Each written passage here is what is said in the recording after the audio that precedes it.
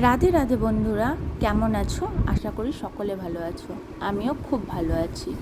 এখন বাজে ওই 4:40 মতো। নিজের কাজ সেরে ভগবানকে স্মরণ করে এখন বেরোবো। বাবা ওদিকে গোপালকে তুলে দিয়েছে, বললাম ভগবান দর্শন না করে যাব না।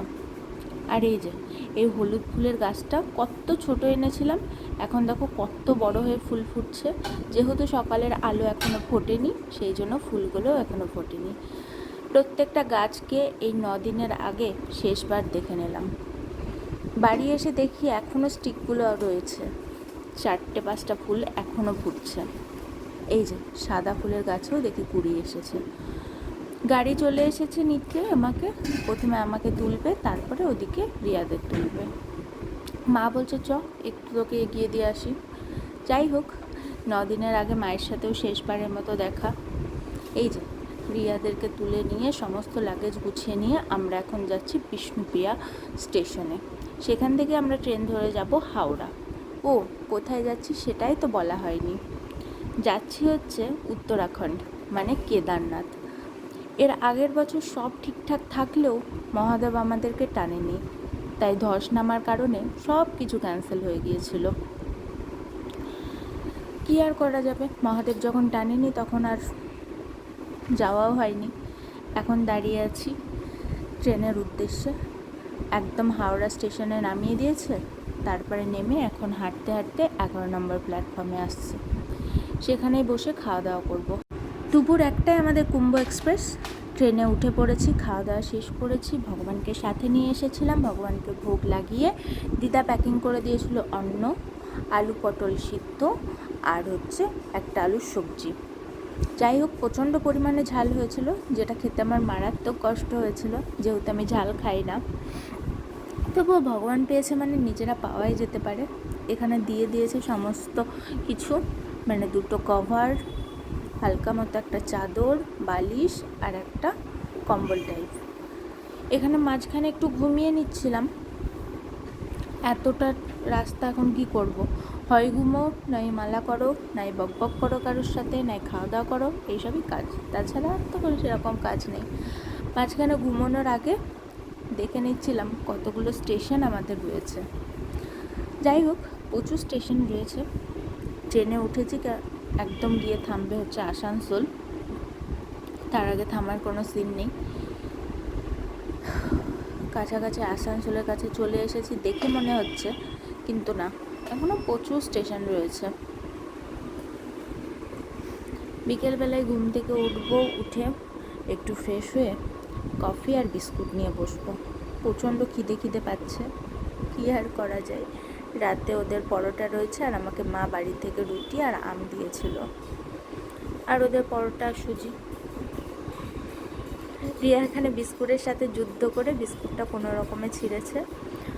ওরা যেহেতু ঘুমাচ্ছে, সেহেতু আমি আর রিয়া একটু কফি আর বিস্কুট খেয়ে নিলাম। বাড়ি থেকে কফিটা আনা হয়েছিল।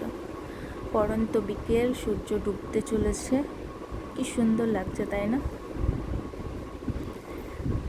জানালার ওপারটা আরও বেশি সুন্দর মনে হচ্ছে। যাই হোক, চলো কফিটা আগে শেষ করি।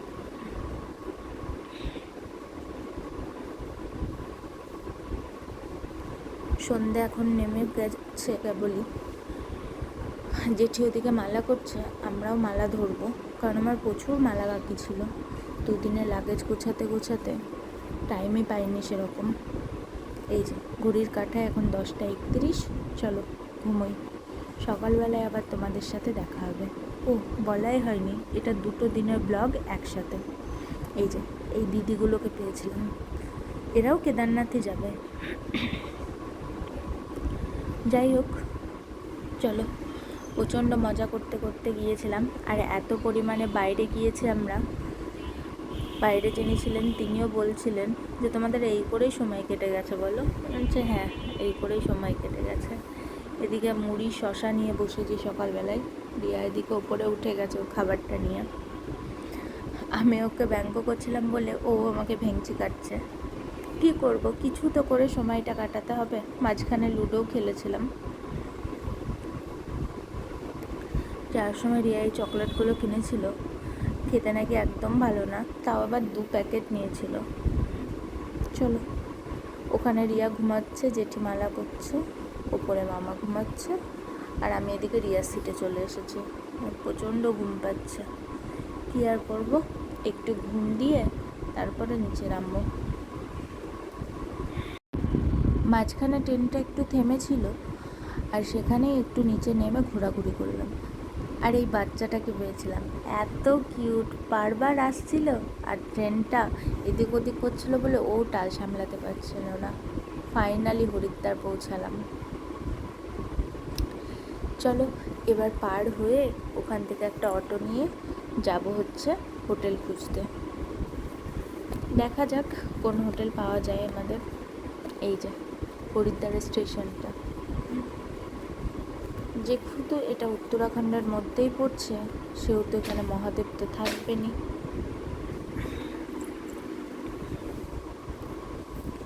একটা অটো নিয়ে নিয়েছি। এখানে কেউ কাউকে দেখতে পাবো না, কারণ এত পরিমাণ লাগেজ রয়েছে, লাগেজেই সবাই সবাইকে ঢেকে দিয়েছে। চলো, ফাইনালি কাছাকাছি একটা হোটেলের কাছে এসেছি, তবে আমরা বেশি হোটেল দেখতে পারবো না, কারণ এতটা পরিমাণে আমরা ক্লান্ত রয়েছি। এখন ঘরে গিয়ে ফ্রেশ হয়ে একটু ঘুমোতে পারলে বাঁচি, এরকম একটা অবস্থা আমাদের। যাই হোক, বাইরেটা দেখছিলাম অসম্ভব এখনও গরম। পাশেই নাকি গঙ্গা রয়েছে, যাবো একদিন গঙ্গায় স্নান করতে। গঙ্গার জলটা ছিল অসম্ভব ঠান্ডা।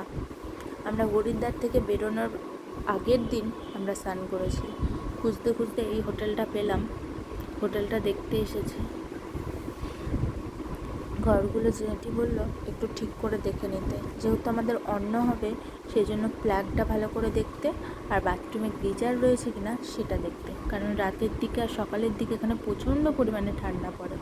এই যে এই খাটটায় আমি, রিয়া আর জেঠি ছিলাম, আর এই খাটটায় মামা, আর ওখানে ভগবান ছিল। লাগেজ সব তুলে দেওয়া হয়েছে। বাইরে একটা ছোট্ট মতো ব্যালকানি আছে। এত কাজের চাপ, ব্যালকানিতে একদিনও গিয়ে দাঁড়ানোর টাইম পাইনি। আর বানরের ভয়ে এত উপদ্রব, যার দরজাটাই খুলতে পারিনি। যাই হোক, এই যে ভগবানকে এখানে ভোগ দেওয়া হয়েছে, ভগবান ভগবানের মতো পেয়ে নিয়েছে, এবার আমাদের পাওয়ার পালা। হ্যাঁ, তবে যেটা বলি যে ভগবানকে আমরা সবসময় সাথে করেই নিয়ে যাই। এদিকে রিয়া চা করতে ব্যস্ত, আর এদিকে অন্ন হচ্ছে, একটা সিদ্ধ অন্ন হবে।